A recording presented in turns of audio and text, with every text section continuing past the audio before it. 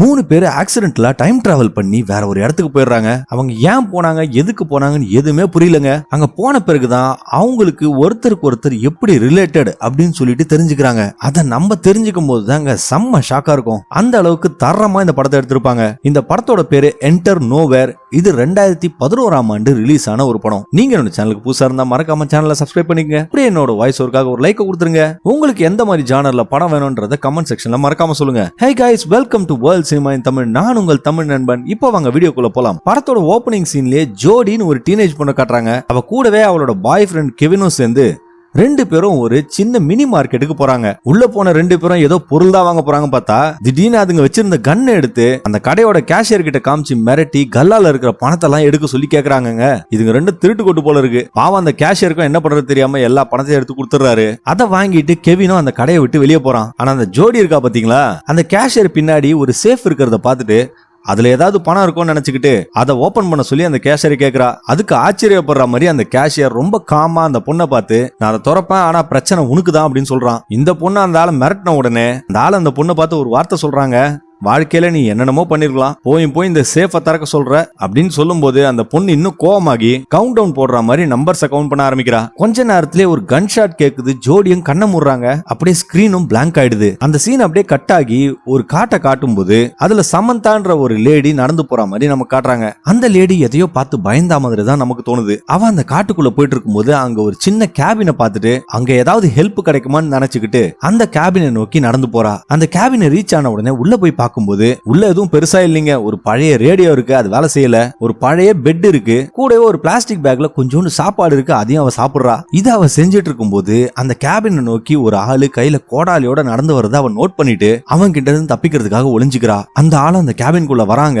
சமந்தா அந்த பெட்டுக்கு அடியில தான் ஒளிஞ்சிட்டு இருக்கா. ஆனா உள்ள வந்தவன் சமந்தாவை நோட் பண்ணல. அவன் அந்த பேக்ல இருந்த சாப்பாடு எடுத்துக்கிட்டு அந்த கேபினை விட்டு வெளியே போறான். சமந்தா உயிர் தப்பிச்சிட்டோம்டா சாமின்னு சொல்லிட்டு பெருமிச்சு விடுறா. கொஞ்ச நேரம் கழிச்சு சமந்தா யாரும் இல்லைன்ன உடனே அந்த கேபினை விட்டு தப்பிச்சு ஓடலாம்னு சொல்லி ஓடும்போது ஏற்கனவே ஒரு ஆள் அந்த கேபினுக்கு வந்தா பாத்தீங்களா, அவன் அந்த பொண்ணுக்கு முன்னாடி வந்து நிக்கிறான். பயந்து போன அவளை அவங்க கிட்ட தப்பிக்கலாம் நினைக்கும் போது கீழே விழுந்துடுறா. கால்ல அடிபட்டுடுது. இப்போ நமக்கு அந்த ஆளை காட்டுறாங்க. அந்த ஆளோட பேரு டாம். ஆனா நம்ம ஆச்சரியப்படுற மாதிரி அவன் மோசமான ஆள்லாம் கிடையாதுங்க. சமந்தாக்கு ஹெல்ப் பண்றதுக்கு அவகிட்ட நார்மலா பேசுறான். அதுக்கப்புறம் அவங்க 2 பேரும் கேபின்குள்ள போயிடுறாங்க. டாமும் சமந்தாக்கு காலில் பட்ட காயத்துக்கு பேண்டேஜ் எல்லாம் போட்டு விடுறான். அப்ப அவ டாம் கிட்ட, என்ன மன்னிச்சிரு, நீ வச்சிருந்த சாப்பாடெல்லாம் நான் சாப்பிட்டுட்டேன், ஏன்னா நான் ரொம்ப பசியில இருந்த 2 நாளா சாப்பிடவே தெரியுமா அப்படின்னு சொல்றா. நானும் என் ஹஸ்பண்டும் டிராவல்ல இருந்தோம். நேத்து எங்களோட கார் பிரேக் டவுன் ஆயிடுச்சு. அவரும் மெக்கானிக்க கூட்டிட்டு வரேன்னு சொல்லி போனவர் தான் வரவே இல்லை. எனக்கு ஒரு ஹெல்ப் பண்றியா, உங்ககிட்ட ஏதாவது போன் இருக்கா, நான் என் ஹஸ்பண்டுக்கு கால் பண்ணி பாக்குறேன் அப்படின்னு சொல்லி கேட்கும்போது டாம் அதுக்கு என்கிட்ட போன்லாம் இல்ல, இந்த கேபின்ல ஒரு பழைய ரேடியோ தான் இருக்கு, அதுவும் வேலை செய்யல அப்படின்னு சொல்றான். அப்ப நம்ம ஆச்சரியப்படுற மாதிரி டாம் இன்னொரு விஷயம் சொல்றாங்க. அவனோட காரும் பக்கத்துல தான் ரிப்பேரா இருக்கு போல. 3 நாளா அவன் இந்த கேபினுக்குள்ள தான் மாட்டிட்டு இருந்திருக்கான். அதையும் அவன் சமந்தா கிட்ட சொல்றான். இதை கேட்ட சமந்தாவும் பேனிக் ஆகி உடனே கிளம்புறேன், என் ஹஸ்பண்ட நான் தேடி ஆகணும் அப்படின்னு சொல்லி எழுதுக்கும் போது டாம் அவகிட்ட, இந்த டைம்ல நீ வெளியே போறது சரியா எனக்கு படல, ஏன்னா இங்க நைட்ல டெம்பரேச்சர் -5 வரையும் போகும், உன்னால தாக்கு பிடிக்க முடியாது அப்படின்னு சொல்றான். அதுக்கப்புறம் அவங்க 2 பேருமே சமந்தாவோட காரை போய் பாக்குறாங்க. டாம் அந்த காரை நல்லா செக் பண்ணிட்டு அந்த கார்ல பெட்ரோல் இல்லாதனால தான் வண்டி நின்னு போச்சுன்றதை தெரிஞ்சுக்கிறான். அப்போ சமந்தா டாம் கிட்ட, உன்னோட காருக்கு என்ன ஆச்சு அப்படின்னு கேட்கும்போது, என் காருக்கு ஒரு சின்ன ஆக்சிடென்ட் ஆச்சு,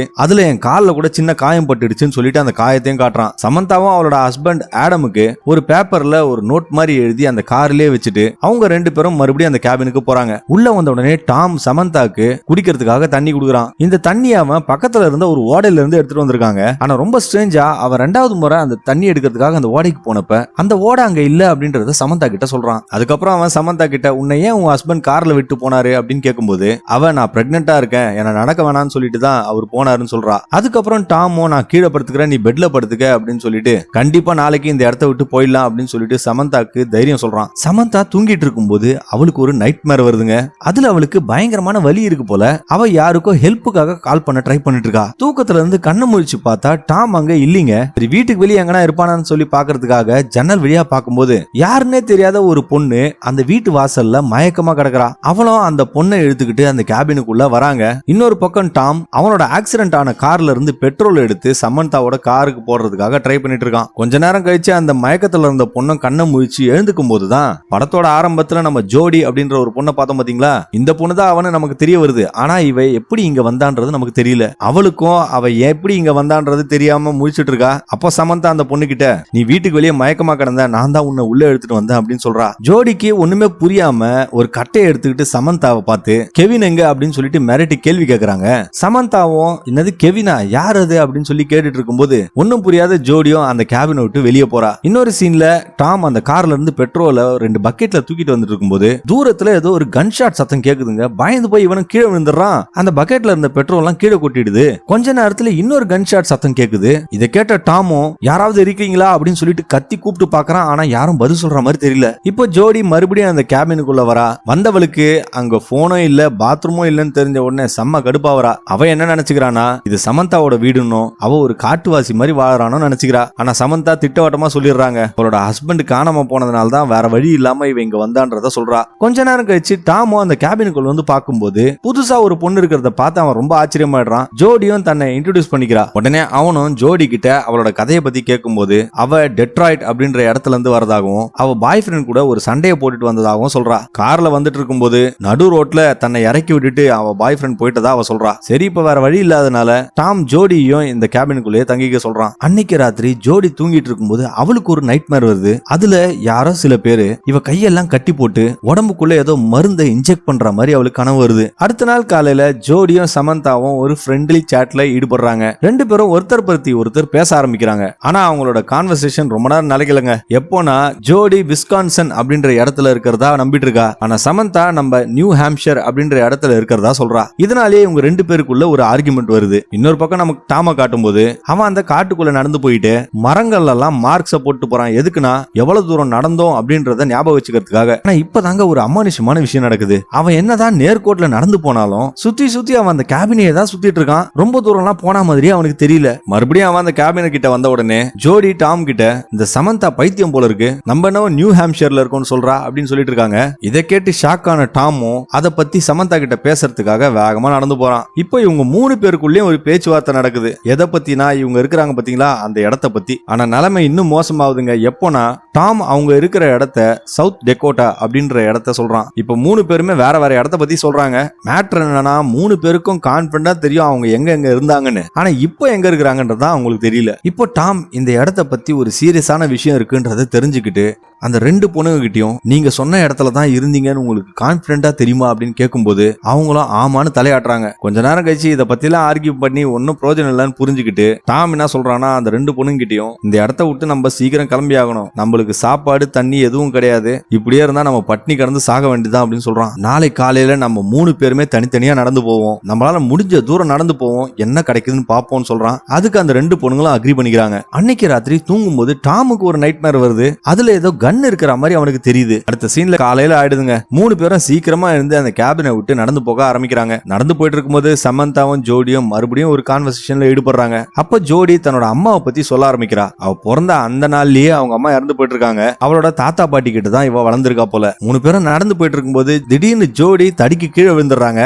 அப்ப அவ பாக்கெட்ல இருந்து ஒரு கட்டு பணம் வெளியே வந்து விழுது. இத பார்த்து ஷாக் ஆன டாமும் அந்த பொண்ணு கிட்ட, எப்படி உனக்கு இவ்வளவு பணம் கிடைச்சது அப்படின்னு கேட்கும்போது அவ அதுக்கு, நான் ஒன்னும் திருடலாம் இல்ல, என் பாய் ஃப்ரெண்ட் கூட சேர்ந்து உழைச்சி சம்பாதிச்சது அப்படின்னு சொல்றாங்க. அந்த சமயத்துல சமந்தா அந்த கிரவுண்ட்ல ஏதோ ஒரு மிஸ்டீரியஸான டோர் இருக்கிறத பாக்குறா. இத டாமோ நோட் பண்ணிட்டு அந்த கோடாலியால அதோட லாக்க உடைச்சிட்டு 3 பேரும் அந்த அண்டர் கிரவுண்ட் ரூமுக்குள்ள இறங்கி போகும்போதுதான் அது எதிரிங்க தாக்குதல்ல இருந்து தப்பிக்கிறதுக்காக கட்டப்பட்ட ஒரு பங்கர்னு தெரிய வருது. அந்த பங்கருக்குள்ள அவங்களுக்கு நிறைய கேன் ஃபுட் கிடைக்குது. அது மட்டும் இல்லாம நிறைய வைன் பாட்டில்ஸ் இருக்கு, கூடவே ஒரு மேப்பும் இருக்கு. அப்பதான் சமந்தா ஒரு விஷயத்தை நோட் பண்றா. அங்க இருக்கிற எல்லாத்துலயுமே ஜெர்மன்ல எழுதிருக்கு. இப்போ அவ நம்ம போலண்ட்ல இருக்கோம் நினைச்சுக்கிட்டு அவங்க கிட்டே அந்த விஷயத்த சொல்றா. ஜோடியும் சமந்தாவை பார்த்து, உனக்கு எப்படி ஜெர்மன் தெரியும் அப்படின்னு கேட்கும்போது சமந்தா அதுக்கு, எங்க அப்பா ஒரு ஜெர்மன், அவர் ஒரு போர்ல இறந்து போயிட்டாரு, ஆனா எங்க அம்மா தான் எனக்கு ஜெர்மன் சொல்லி கொடுத்தாங்க அப்படின்னு சொல்றா. இதை கேட்ட ஜோடிக்கு ஷாக் ஆயிடுதுங்க. ஏன்னா அவளோட அப்பாவும் ஒரு வார்ல தான் இறந்து போயிருக்காரு போல. இப்போ 3 பேரும் அந்த பங்கரை விட்டு போறதுக்கு முன்னாடி அங்க இருந்த சாப்பாடு ட்ரிங்க்ஸ் எல்லாத்தையும் பேக் பண்ணிக்கிறாங்க. மறுபடியும் அவங்க அங்க இருந்து தூரமா நடந்து போலான்னு பார்த்தாலும்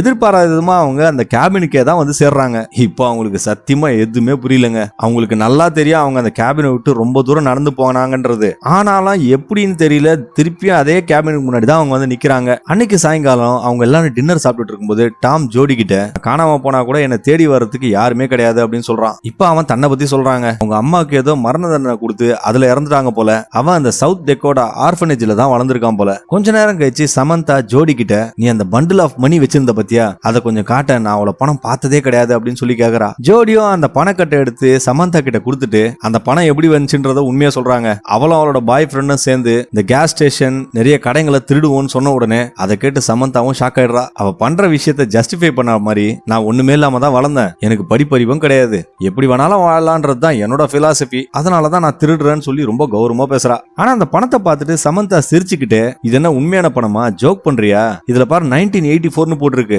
1984ன்றது ஃபியூச்சர்மா அப்படின்னு சொல்றா. இதை கேட்டு ஷாக்கான ஜோடியும் சமந்தாவை பார்த்து, இது என்ன வருஷம் நீ நினைச்சிட்டு இருக்க அப்படின்னு கேட்ட உடனே அவன் 1962 சொல்றாங்க. பதிலுக்கு அவ ஜோடி கிட்ட, நீ என்ன வருஷம் நினைக்கிறேன்னு கேட்ட உடனே அவ போட்டிருந்த ஜாக்கெட்ல இருந்த டேக காட்டும் போது அதுல 1984 போட்டிருக்கு. அந்த சமயத்துல தாங்க டாம் கேபினுக்குள்ள வரான். இந்த ரெண்டு பொண்ணுங்களும் டாம் கிட்ட இது என்ன வருஷம்னு கேட்ட உடனே இவங்க ரெண்டு பேரும் ஷாக் ஆகிற மாதிரி அவன் 2011 சொல்றாங்க. அந்த ரெண்டு பொண்ணுங்களும் டாம் கிட்ட அவங்க எந்த வருஷத்துல இருந்து வந்தாங்கன்ற விஷயத்த சொன்ன உடனே டாமும் அதை ஒரு ஜோக்கா நினைச்சுக்கிறான். இது அவங்க பேசிக்கிட்டே இருக்கும்போது மறுபடியும் வெளியே ஒரு கன் ஷாட் சத்தம் கேட்ட உடனே அவங்களுக்கு பதட்டமாயிடுது. டாமும் ஜன்னல் வழியா மெதுவா பார்க்கும்போது யாரோ ஒருத்தன் கையில ஒரு ரைஃபிள வச்சிட்டு இருக்கிறத பாக்குறான். உடனே இவங்களும் அந்த ஆளு கிட்ட ஹெல்ப் கேட்கறதுக்காக வெளியே போறாங்க. ஆனா அந்த ஆளு கண்ணை அவங்கள நோக்கி பாயிண்ட் பண்ணி காட்டிக்கிட்டு ஜெர்மன்ல பேச ஆரம்பிக்கிறாங்க. டாமும் தான் கையில வச்சிருந்த கோடாலியை கீழே போட்டுறான். சமந்தாவும் ஜெர்மன்ல நாங்க ஆபத்தானவங்க கிடையாது அப்படின்னு சொல்லும் போது அந்த ஜெர்மன்காரன் அந்த ரைஃபிள வச்சு டாம அடிச்சு மயக்கிறான். அடுத்த சீன்ல அடுத்த நாள் காலையில காட்டுறாங்க. டாமும் மயக்க தெளிஞ்சு கண்ணை முடிச்சு பார்க்கும்போது அவன் கை கால்லாம் கட்டப்பட்டிருக்கு. அதோட சேர்த்து அந்த ரெண்டு பொண்ணுங்களும் சேர்ல கட்டப்பட்டிருக்காங்க. கூடவே அந்த ஜெர்மன்காரனு காணல. இப்பதான் அவங்க ஒரு விஷயமா யோசிக்க ஆரம்பிக்கிறாங்க. அந்த வேலை செய்யாத ரேடியோ, அந்த பாம் ஷெல்டர், அந்த பழைய ஒயின், இதெல்லாம் பார்க்கும்போது அவங்க வேர்ல்ட் வார் 2க்கு டைம் டிராவல் பண்ணி வந்ததா நினைக்கிறாங்க. ஏன்னா அங்க பாம் ஷெல்டர்லாம் இருக்குல்ல. அப்ப சமந்தா டாம் கிட்ட 2011 டைம் டிராவல் பண்ணி எங்களை நீங்க இங்க கூட்டிட்டு வந்தியா அப்படின்னு சொல்லி கேக்குறா. அவன் அதுக்கு சிரிச்சுக்கிட்டே, என்னதான் 2011 அந்த அளவுக்கு அட்வான்ஸ் டெக்னாலஜி எல்லாம் அப்போ கிடையாது அப்படின்னு சொல்றான். கொஞ்ச நேரம் கழிச்சு அந்த ஜெர்மன்காரன் மறுபடியும் அந்த கேபினுக்குள்ள வந்து டாம கட்டி போட்டு வச்சிருந்த கயரெல்லாம் கட் பண்ணிட்டு அவனை கோவமா அந்த பங்கரை விட்டு வெளியே கூட்டிட்டு போறான். அந்த ஆளுக்கு இங்கிலீஷ் புரியாது. சம்பந்தமே இல்லாம டாம போட்டு அடிக்க ஆரம்பிக்கிறாங்க. ஒரு கட்டத்துல டாம் எப்படியோ அவங்க கிட்ட இருந்து தப்பிச்சு அந்த காட்டுக்குள்ள ஓட ஆரம்பிக்கிறான். ஆனா எங்க ஓடினாலும் அந்த கேபின் கிட்ட தானே வரணும். இதனாலேயே அவன் மறுபடியும் அந்த ஜெர்மன்காரன் கிட்ட மாட்டிக்கிறான். அந்த ஆளும் டாம பிடிச்சி ஒரு மரத்துல மறுபடியும் கட்டி போட்டுறான். மறுபடியும் கோவமா அந்த ஜெர்மன்காரன் அந்த கேபின்குள்ள போய் அந்த லேடிஸ பார்த்து, நீங்க எங்க இருந்து வந்திருக்கீங்க அப்படின்னு சொல்லி கேட்டுட்டு இருக்கான். அந்த சமயத்துல அவன் ஜோடியோட கழுத்துல ஒரு லாக்கெட்டை பார்த்துட்டு, இந்த லாக்கெட் உங்களுக்கு எப்படி கிடைச்சது அப்படின்னு சொல்லி கோவமா கேக்குறாங்க. அதுக்கு சமந்தா அந்த ஜெர்மன்காரன் கிட்ட, அது அந்த பொண்ணோட அம்மாவோட லாக்கெட் அப்படின்னு சொன்ன உடனே அவன் ஏதோ ஒரு விஷயத்தை ஏத்துக்க முடியாம கோவமா அந்த துப்பாக்கியை அவங்க கிட்ட காமிச்சு கத்த ஆரம்பிக்கிறான். இப்ப சமந்தா ஒரு விஷயத்த சொல்றாங்க. அவகிட்ட இதே மாதிரி ஒரு லாக்கெட் இருக்கு அப்படின்னு சொல்றா. அப்பதான் அந்த ஜெர்மன்காரன் அவன் கழுத்துல இருந்த லாக்கெட்ல இருந்த ஒரு போட்டோவை காட்டும் போது அதுல ஒரு லேடியோட போட்டோ இருக்குங்க. அதை பார்க்கும்போது தான் சமந்தாக்கு அந்த லேடி அவளோட அம்மான்றது தெரிய வருது. அதுக்கப்புறம் அந்த ஜெர்மன்காரன் அந்த ரெண்டு பொண்ணுங்களையும் டாம் கிட்ட கூட்டிட்டு போகும்போது சமந்தா டாம் கிட்ட, உங்ககிட்ட இதே மாதிரி லாக்கெட் இருக்கா அப்படின்னு கேக்குறா. அதுக்கு அவன் என்கிட்ட கிடையாது அப்படின்னு சொல்லிடுறாங்க. இப்ப அவங்க எல்லாருமே அந்த சிச்சுவேஷனை டிஸ்கஸ் பண்ணிட்டு இருக்கும்போது டாம் ஏற்கனவே அவன் கையில கட்டி போட்டு இருந்த கட்டை அவுத்துட்டு இருக்கான் போல இருக்கு.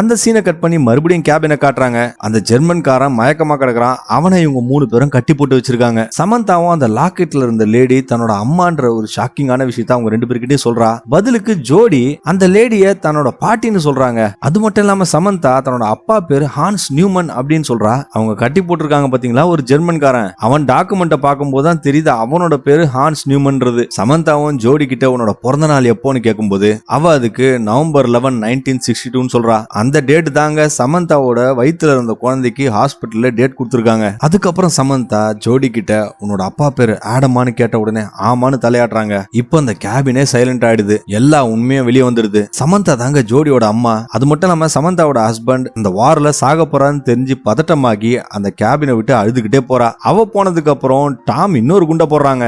ஆக்சுவலா ஜோடி தான் டாமோட அம்மான்ற விஷயத்த அவன் சொல்றான். அதை கேட்ட ஜோடியும், முட்டாள்தனமா பேசாத, உங்ககிட்ட தான் அந்த லாக்கெட் இல்லையே, அது மட்டும் மட்டும் இல்லாம நான் இன்னும் பிரெக்னென்ட்டே ஆகல அப்படின்னு சொல்றா.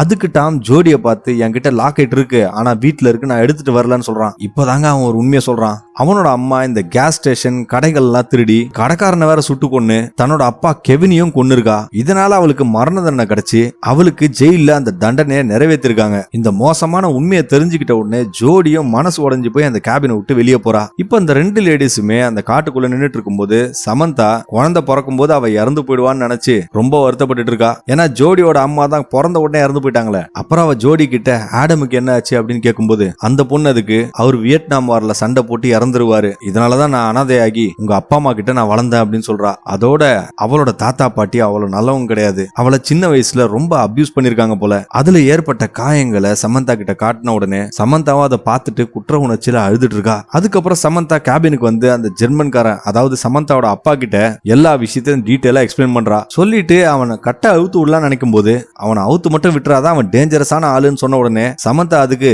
அவர் என்னோட அப்பா, தயவு செஞ்சு என்ன நம்பு அப்படின்னு சொன்ன உடனே அவனும் சரின்னு சம்மதிச்சிடறான். ஆனா துரதிருஷ்டவசமா அவன் கட்ட கழட்டி விட்ட உடனே மறுபடியும் அந்த ஆளு கன் எடுத்துக்கிட்டு சண்டை போடுறதுக்காக ஓடி போயிடுறாங்க. இந்த மூமெண்ட்ல சமந்தாக்கு வந்த அந்த கெட்ட கனவை பத்தி அந்த ரெண்டு பேர்கிட்டயும் எக்ஸ்பிளைன் பண்றா. அவளோட கனவுல அவளுக்கு பிரசவ வலி வந்துட்டதாகவும் அந்த நேரத்துல அவ ஹாஸ்பிட்டலுக்கு போன் பண்ணி ஆம்புலன்ஸ் வர வச்சிருக்கா. அவளோட ஹஸ்பண்டும் வெளிநாட்டுல இருந்திருக்காரு. ஆம்புலன்ஸ் வரதுக்கு லேட் ஆனதுனால காம்ப்ளிகேஷன் ஆகி குழந்தை பிறந்த உடனே அவ இறந்து போயிருக்கா. டாம் அவனோட கனவை பத்தி சொல்றாங்க.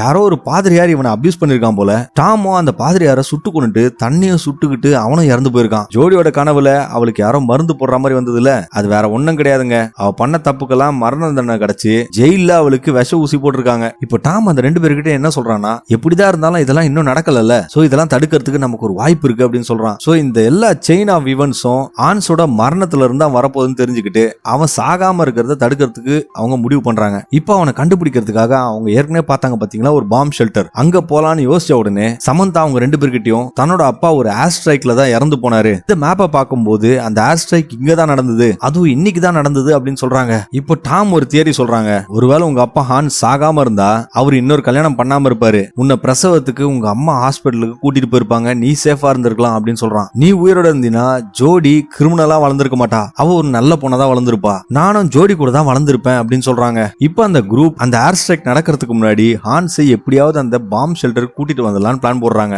இப்போ அவங்க மறுபடியும் அந்த கேபினுக்குள்ள வந்து பார்க்கும்போது ஹான்ஸ் அந்த கேபின்ல இருந்த ரேடியோவை எப்படியோ ரிப்பேர் பண்ணி ஒரு சிக்னலை பிடிச்சி பேச ஆரம்பிக்கிறாங்க. இவங்க மூணு பேரும் ஹான்ஸ் கிட்ட அந்த பாம்பிங்க பத்தி சொல்லி அவனை வார்ன் பண்ணலாம் நினைக்கிறாங்க. ஆனா அவன் அவங்க மூணு பேர் பேச்சையும் கேட்காம எனக்கு ஒரு மிஷன் இருக்கு, நான் அதை முடிச்சே ஆகணும்னு சொல்லிட்டு அந்த கேபினை விட்டு வெளியே போறான். டாமோ அவனை தடுத்து நிறுத்துறதுக்காக ட்ரை பண்ணும்போது அவங்க ரெண்டு பேருக்குள்ள ஒரு கைகலப்பு நடக்குது. அந்த கைகலப்பு ஒரு பெரிய சண்டையா மாறிடுதுங்க. அப்போ இது நடக்குது.